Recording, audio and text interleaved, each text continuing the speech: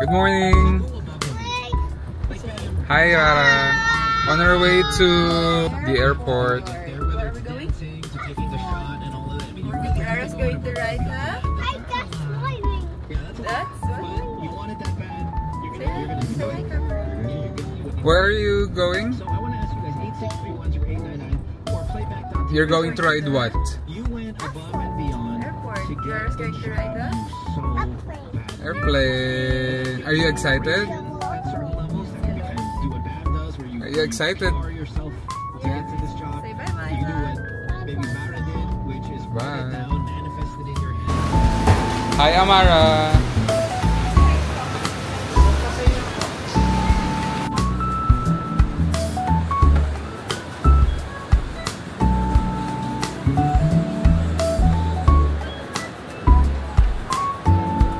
What are you eating? Snacks? Sweet chocolate?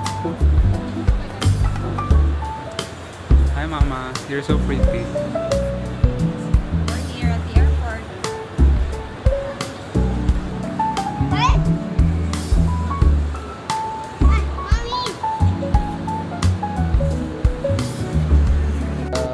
Today is September 2. Timing, pumasok si Bagyong Elmer ba yun? Something. Nag-cancel yung grab car namin. So we had to bring our car. We opted to leave the car sa Park and Fly. They have shuttle going to and from the airport. Sila na rin yung pipick up sa amin when we arrive. So far okay naman. Medyo slow lang yung pace namin sa road. A lot of traffic due to heavy rain. Plus may multiple vehicle collision sa expressway, but still we managed. On top of that, may mga areas na may flooding, so we had to avoid those roads. And for now, we're just waiting for our flight. We made it. Nag-online check-in naman. Sa bathroom lang sila, nag-change lang ng diaper. Probably in about an hour. Sabi naman nila wala masyadong delay. It could be, pero slight lang. So, more updates. Are you riding a bus? You're riding. I think it's the sound of the airplane. Rara's inside the bus. Where are we going, love? Yes, we're going to ride an airplane. Going to the beach. We're going to the beach. Say hi, Papa. Say hi, vlog. See you later, vlog. Bye-bye. Say bye-bye. Unauthorized changing of seat. Wala akong kasama. Maluwag din. So maglagay ng gamit. Akin yung food.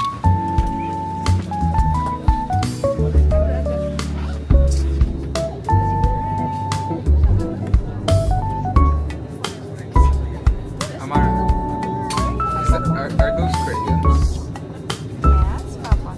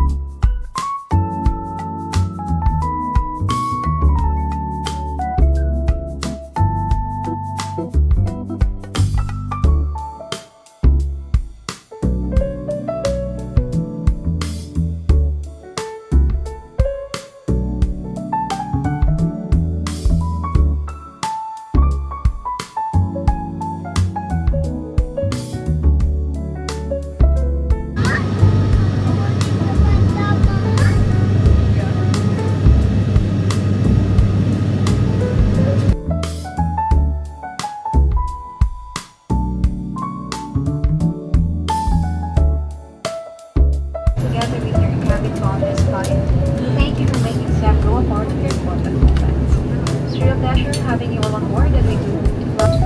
Ladies and gentlemen, we have just landed. For your safety and comfort, please remain.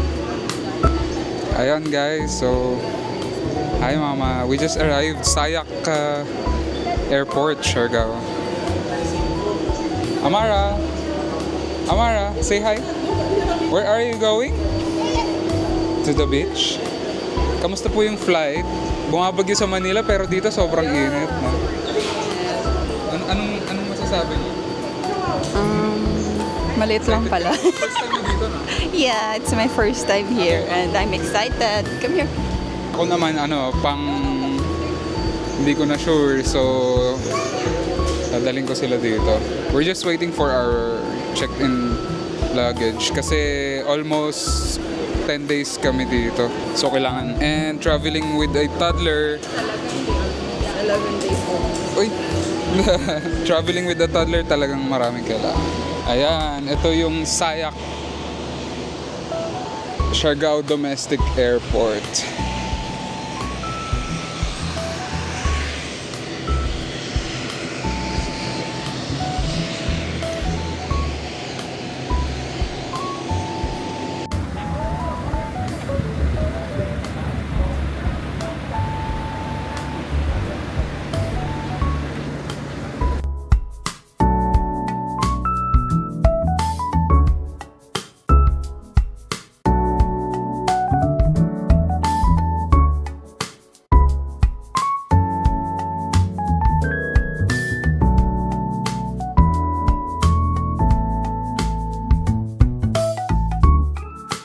Guys, hindi na kami naka-video kanina.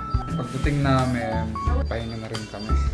It's been a long day. Medyo nag-take toll sa body namin kasi when we left Manila, bumabagyo. Tapos may mga baha. Tapos pagdating dito, sobrang init. Parang mga feels like 38. Sobrang sunny. Tapos syempre, pagod sa biyahe na traffic. So, hindi kami. Although nakapunta kami ng Katangnan, kumain kami around 4 p.m. Though still very hot, kaya actually we should have gone a little later. Pero sobrang traffic kasi around that time sa bridge. We also rented a tuk-tuk for 9 days as transportation kasi main means dito is through motorbike rental and much cheaper. Hindi pwede kasi nga. Yes, we have a toddler. Say hi to... Say goodnight to the vlog. And tomorrow i-vlog ko yung first accommodation namin. We're staying at Payag Suites. The place is nice. It's very close to Isla Corgis, yun yung newly opened cafe. We actually tried to go there pero 11 years old below hindi allowed. Below ba or tomorrow I'm gonna wake up at 5 and surf. Actually 4:30. Surf 5. Tatry kong mag-learn mag-surf for real. Mukha namang support si wife. Support po. Hindi pa siya pwede mag-surf now eh. Pero, kailan ka mag-surf? Sa 5. So, that's 1 night now. 3 nights more. So, that's it. It's just around past 7 p.m. Pero, 8 na. Pero I think we've already had a very, very long day. We're just gonna go and rest since this is night 1 pa lang, no? Yeah. We've been here for less than 12 hours. Pero may mga naikutan na rin kami. Tomorrow, pupunta kami sa coconut trees tsaka mag-hunting kami ng coconut road. And we'll see. Itatry naming tagpi-tagpian yung mga location kasi hindi pa kami pwede ngayon sa mga beach areas. So, at least hindi kami nagmamadali na sobrang compact, no? Kasi nga, normally yung mga staying 3 nights, 4 days, sobrang compressed yung mga location. At least now, ano lang kami, chill. Hindi kami magmamadali, so, ayun. May tuk-tuk naman kami, so, hopefully, hindi kami masyadong mahirapan. That's it. Bye. Good night. Say good night. Say good night. Good night. See you tomorrow.